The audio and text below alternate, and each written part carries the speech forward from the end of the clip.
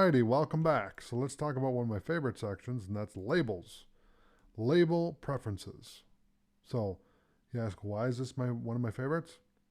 Well, here's why. And this is going to be kind of a longer form video. So grab a cup of coffee or grab a lunch here real quick and hunker down with me. No, I'm just kidding. But basically, labels is a key part of your workflow.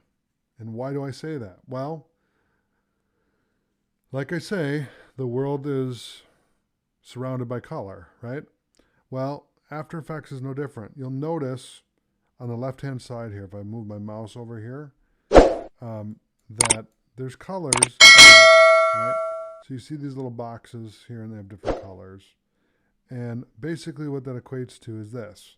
So a composition, is sandstone, which would be this color right here. So you'll notice these two right here are compositions. So whenever you see that color, you can identify the color to the label, which is when you see sandstone, it's a composition, right? When I see a video, it's aqua. Now you'll notice I have no aqua here.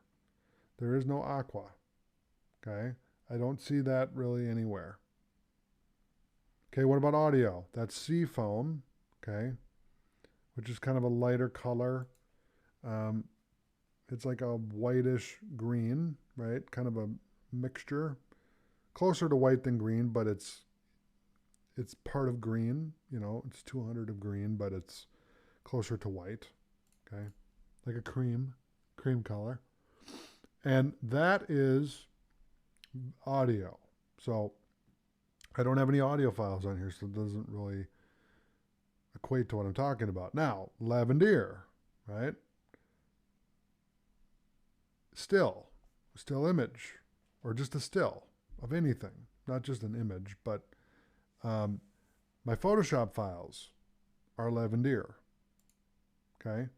I have 3 thumbnails here, and then I have an untitled PSD that we made at the beginning of the course.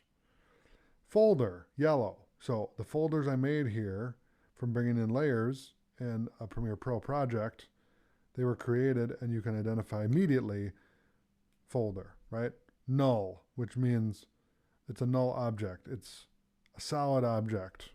All these are solid mats, right? They're red. Also, a solid image is red. Okay, so if it's a null image or object and a solid, it's red. Okay, so they're one and the same. So you'll notice null 1 right here. Camera is pink. Do you see any cameras here? No. So I don't have any cameras on my canvas. Light is peach. Okay, so where's peach? Peach is right here. I don't see it here. We did fiddle with lights a little bit, but it may be on a different comp, or I may have deleted it. Okay, then we have shape, which is blue. Okay.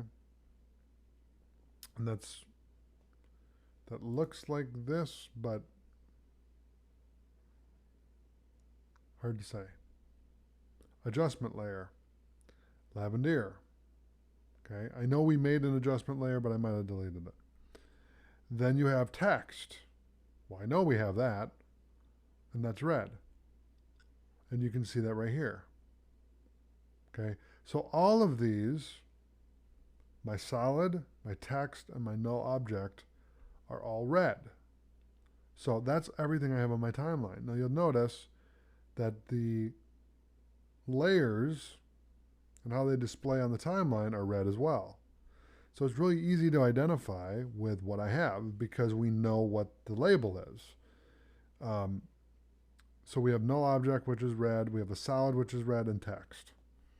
So those 3 objects, or those 3 types, are all red, which makes it really easy to explain what's going on here and why we have a full red timeline and no other colors.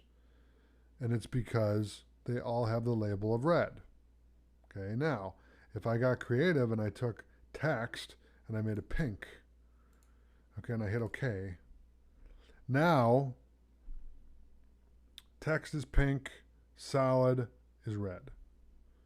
Okay, and if I go back to the preferences and we go back to labels, you could literally, and I could literally, make an entire section about labels because there's so much detail to go into here. And it's so much fun because I see the world in RGB. I've said this numerous times, but everything that you do is in red, green, and blue. Okay? The world around you is in red, green, and blue. I'm going to change this back to red. Okay, and hit OK. And then we'll open up preferences one more time. But we could spend an entire section reorganizing the labels, and maybe I will do that. That would be a fun thing to do because this is a very important part of your workflow. Okay, and I think creating a workflow and a workspace work hand in hand.